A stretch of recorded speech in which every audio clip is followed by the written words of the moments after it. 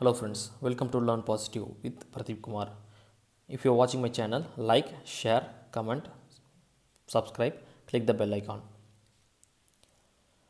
Today's subject is Industrial Automation, Unit 1, Fluid Power, Pumps and Motor, Part 5. If you want to see the previous video of this subject, please click the I button on the top of the video. It will show the subject playlist in the both language Tamil and English. Also, it shows the other subject playlist also. See all the videos and don't forget to subscribe our channel. Today topic is non-positive displacement pump. So in non-positive displacement pump we have several types. They are vane pump, piston pump. In piston pump we have two types, axial piston pump and radial piston pump. In axial piston pump we have two types. They are inline axial piston pump and bent axial piston pump. These are the types of non-positive displacement pumps. So we will see it one by one in detail. Vane pump. So construction of the vane pump. It consists of the casing, rotor disc and vanes. The rotor disc is keyed with the pump shaft and the rotor disc is provided with radial slots which consist a flat rectangular vanes which reciprocates radially in the slot. The rotor disc and vanes are enclosed in a casing which is eccentrical with the pump shaft. And working of the vane pump. When the rotor rotates in the casing, the vanes are moving towards due to the centrifugal force which provides airtight contact with the casing. Due to the rotational of the rotor, space between the suction chamber and vane expands at the inlet. So, thus a partial vacuum is created and oil is sucked into the suction chamber. Then the oil is trapped between the adjacent vanes and carried to the delivery side. Due to the airtight seal provided between the vanes and casing, the delivery oil cannot return back to the suction chamber. So the next one is piston pump. In piston pumps, there are two types of piston pumps. One is axial piston pump and next one is radial piston pump. In axial piston pump, there are two types. One is inline axial piston pump. Another one is bent axial piston pump. So we will see about the inline axial piston pump. In the axial piston pump, rotary shaft motion is converted into axial reciprocating motion, which drives the piston.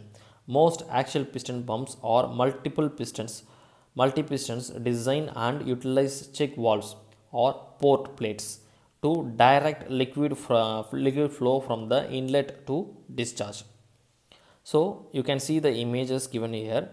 Output shaft can be controlled by the manual, mechanical or pressure compensated controllers. The rotary drive motion is converted to reciprocating motion. Inline axial piston pump motions by means of swash plate. So in the diagram it was given in the tap portion. The red color one is the splash plate, also known as the thrust cam flow plate. So mounted on the drive shaft.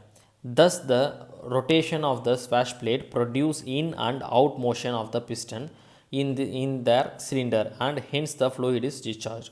So you can see the image here.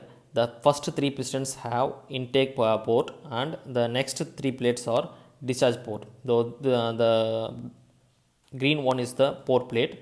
So in the first motion the plate rotating plate was rotated and the inlet pistons are going downwards due to the plate inclination.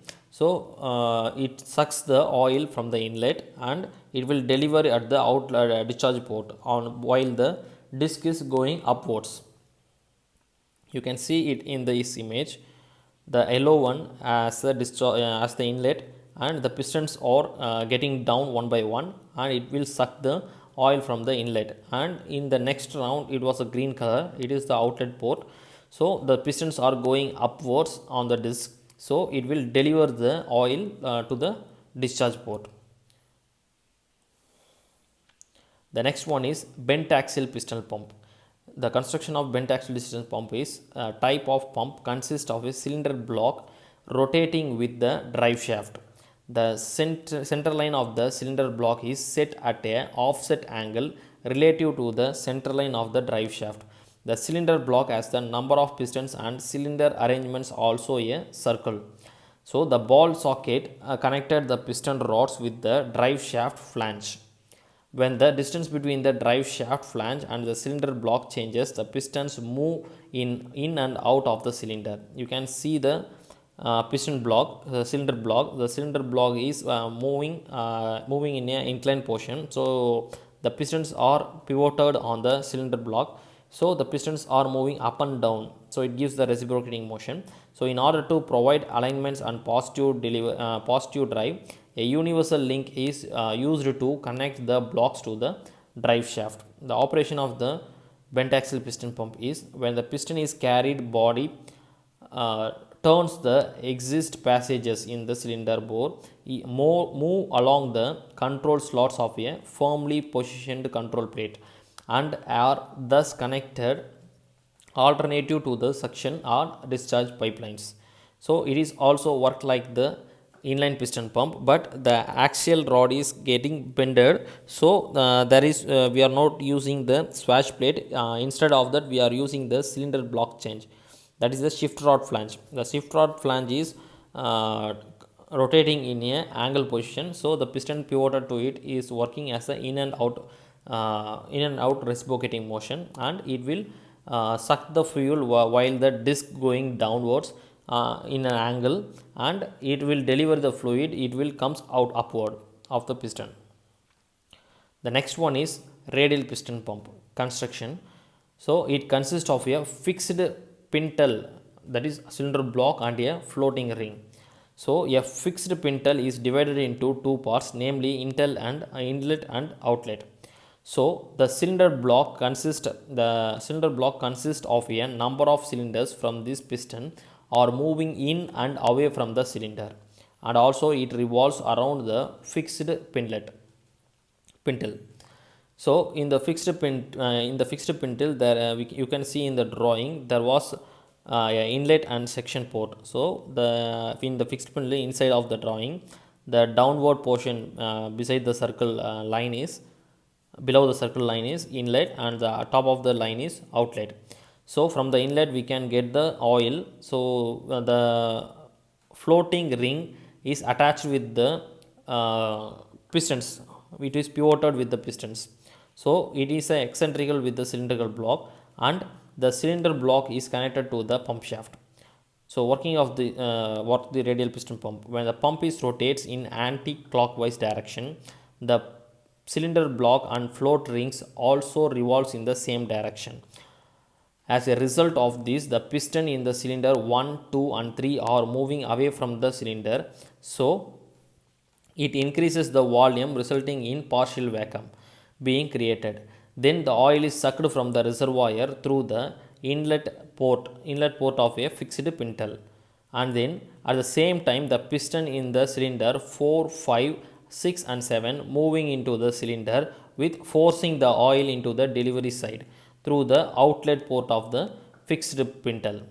In this way, each piston sucks the oil from the reservoir during one half of its revolution and delivers during the another half of the revolutions.